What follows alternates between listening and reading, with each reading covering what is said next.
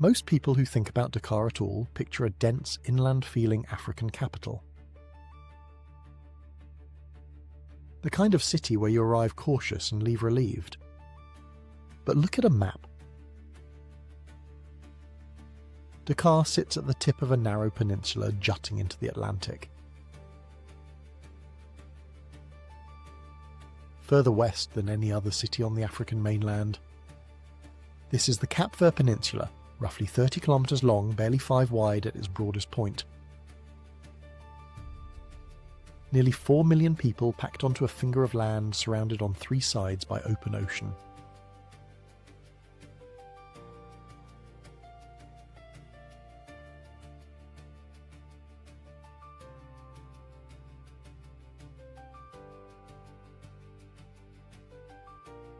Now zoom out. Dakar is further west than London, further west than Lisbon, further west than Casablanca and Marrakech.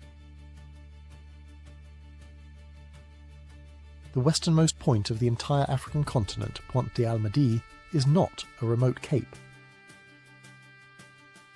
It is a neighbourhood in Dakar, with restaurants and surf schools a few hundred metres from the geographic edge of the mainland.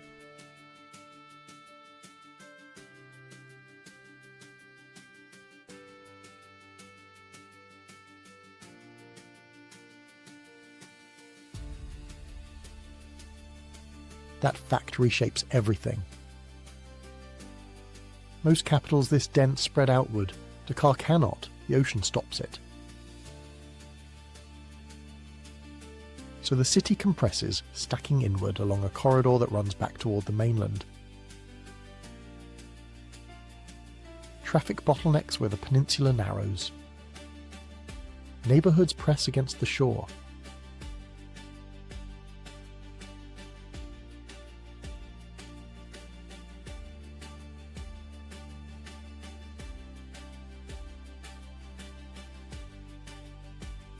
And then something unexpected happens.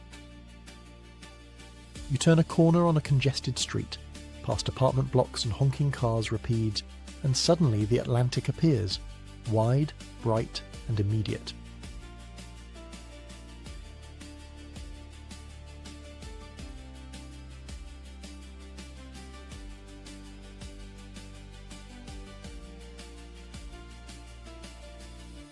The compression creates the contrast. Dense blocks one moment, open horizon the next. That is the paradox the peninsula produces. Most outsiders imagine a capital that feels closed and difficult. What the map reveals is a city that cannot escape the ocean and has built its identity around that fact.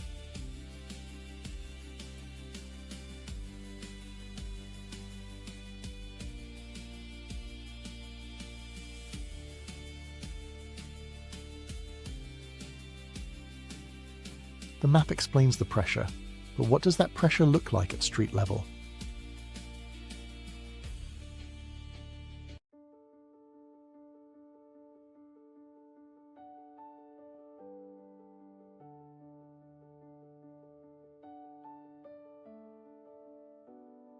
In most cities, this dense public life retreats indoors. In Dakar, it moves toward the water. The corniche runs several kilometres along the western edge of the peninsula. It is not a scenic route, it is a social operating system. By early morning, runners line the seawall. Groups gather for outdoor prayer with the Atlantic behind them. By mid-morning, the same stretch hosts vendors, conversation circles, and children heading to school along the rocks.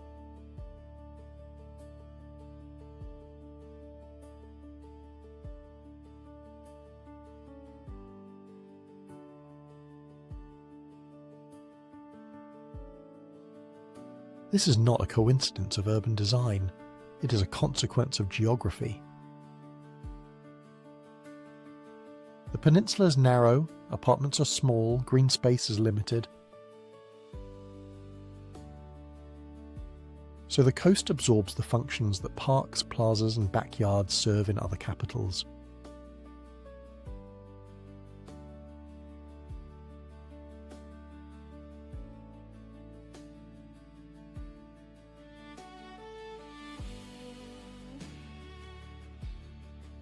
Walk south towards Soumbédioune and the Atlantic becomes a workplace. Fishermen drag hand-painted pirogues onto the sand.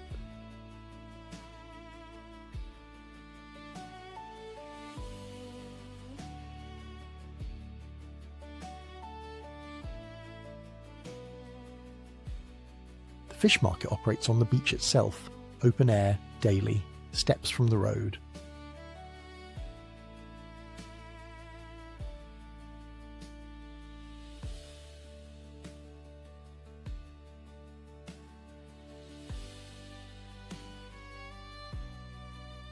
Labour and leisure overlap here in a way that is hard to find in most cities. A man repairs a net while children play football 10 metres away.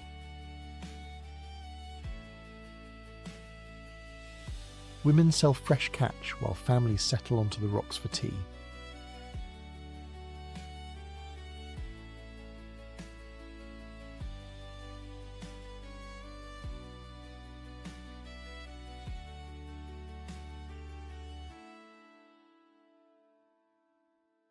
This overlap has a name, Teranga.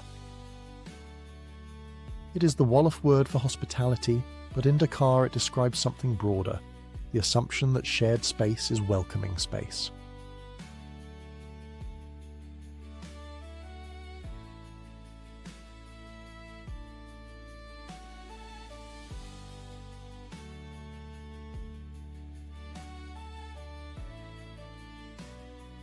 As the sun drops, the corniche fills again.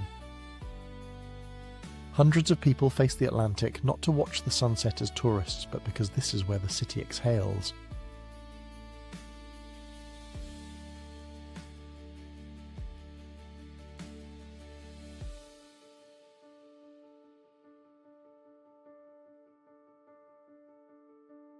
The ocean is not decoration. It is the living room Dakar's peninsula cannot fit indoors.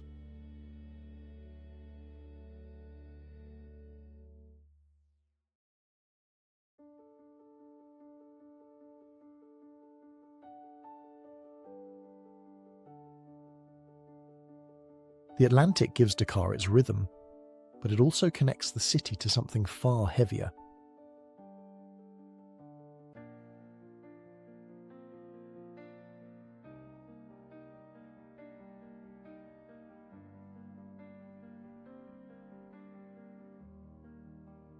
The ferry from Dakar to Gorée takes 20 minutes.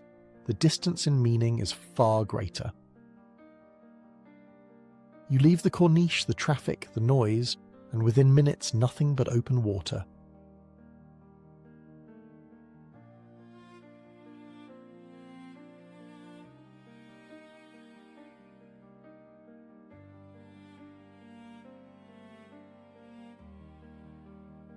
Gorée sits just 3 kilometres off the tip of the peninsula. You can see it from the busiest parts of Dakar. As the ferry approaches, the island appears almost impossibly gentle. Pastel walls, bougainvillea, quiet stone lanes. Gorée is beautiful. That is what makes it harder.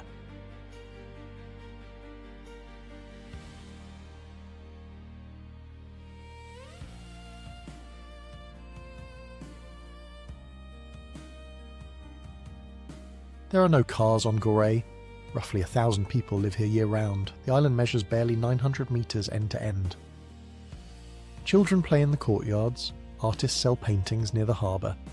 It feels like a village that forgot it was this close to a capital. But you're not here for the charm, and neither is Senegal. The Maison des Esclaves was restored in the 1960s, shortly after Senegal's independence, as a memorial to the Atlantic slave trade. Gorée became a UNESCO World Heritage Site in 1978. The entire island is a protected memorial. At the back of the building, a small doorway opens directly onto the ocean. It is called the Door of No Return.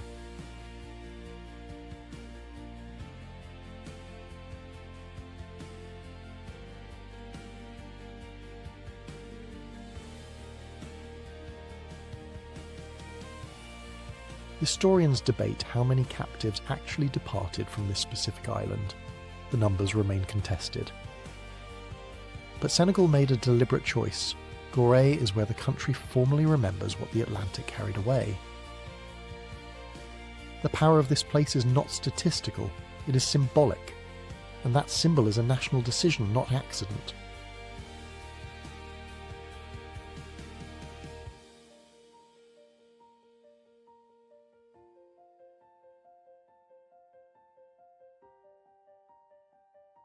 Multiple heads of state have stood at that doorway. It has become one of Africa's most visited sites of conscience. Senegalese schoolchildren visit Gorée as part of their education. The island is not just heritage, it is curriculum. And this is the dissonance that stays with you. The island is calm, the flowers are vivid, the history is enormous.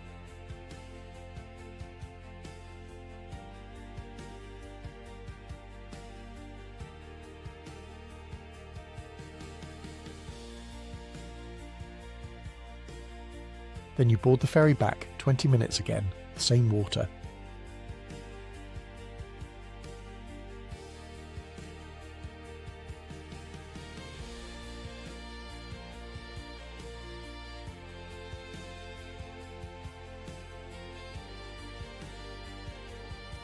Dakar's skyline reappears, the apartment towers, the minarets, the corniche where people are still gathering.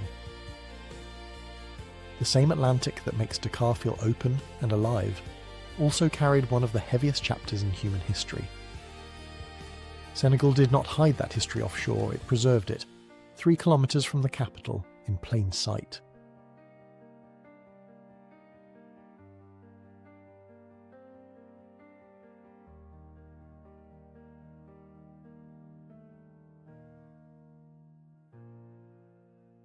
You return to Dakar's corniche after Gorée, and the Atlantic looks different. The ocean that gives this city its rhythm, its public life and its openness is the same ocean that took millions away.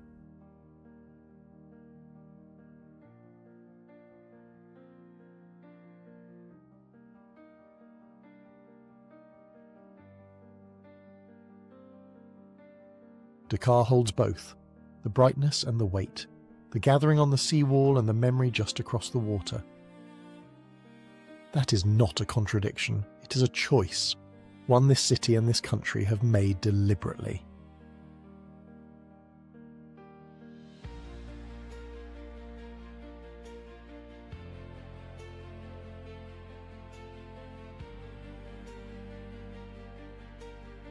So what kind of city holds this openness and this memory at the same time?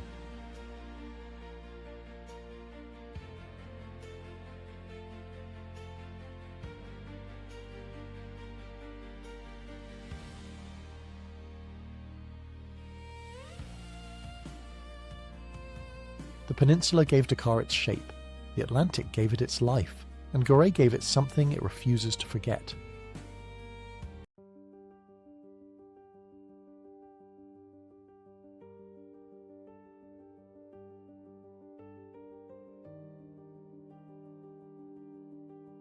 So what kind of city holds this openness and this memory at the same time? The answer is a city that has always faced outward, toward the harbour, the sea, and the people arriving from beyond it. Most capitals orient themselves toward the interior of their country. Dakar does the opposite. Pressed to the tip of a peninsula, it has spent centuries looking across the Atlantic rather than back toward the Sahel. That orientation is not just geographic, it also shapes the culture, visible in how people build, gather and move through the place. In 1966, Dakar hosted the first World Festival of Black Arts, bringing writers, musicians and thinkers from across the African diaspora to the edge of the continent. The festival declared something that the city's position had always implied. Dakar is where West Africa meets the world.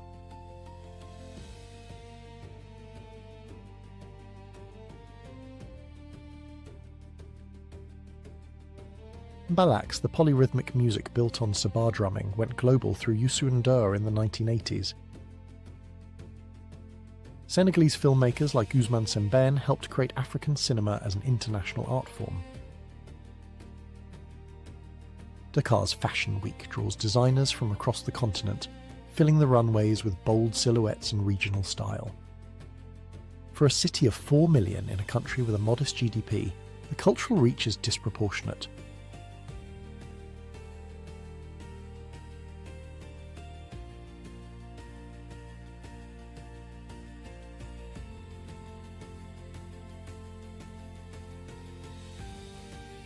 Then there is the monument, standing prominently in the open space as the scene's clear focal point, rising above the surrounding area and immediately drawing the eye. The African Renaissance monument stands 49 metres tall on a volcanic hill called Colline de Mamelle, overlooking the Atlantic. Completed in 2010, it is taller than the Statue of Liberty without its pedestal. A man, a woman, and a child face the open ocean. The statue does not look inward, it looks out. It was built as a statement of confidence from a country that has never experienced a military coup, rare in the region. Senegal's democracy is imperfect, but in a region shaped by coups and political upheaval, its continuity is unusual. And the monument sits exactly where the geography thesis of this city becomes visible in bronze.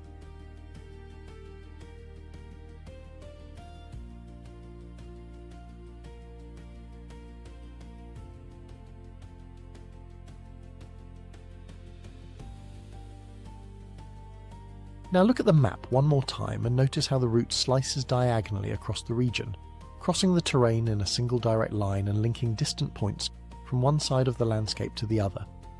Dakar is the westernmost major city on the African mainland, closer to Brazil than to most of East Africa.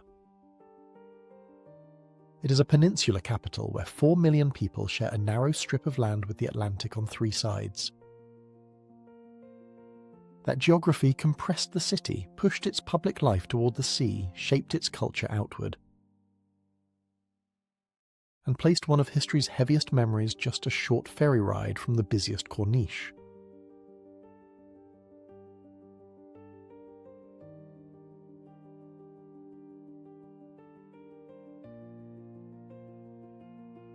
Most people who have never been to Dakar assume it will feel like something familiar, a dense, difficult, inward-looking capital. What they find instead is a city that faces outward, toward the ocean, toward the world. With a confidence that comes not from ignoring its past, but from standing exactly where that past happened and choosing to keep the door open.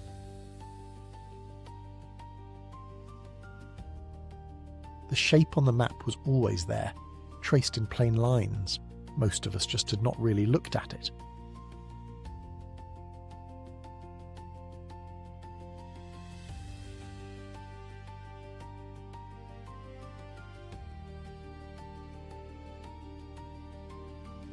Once you see the map and how these cities cluster around the region, which other ones start to make more sense?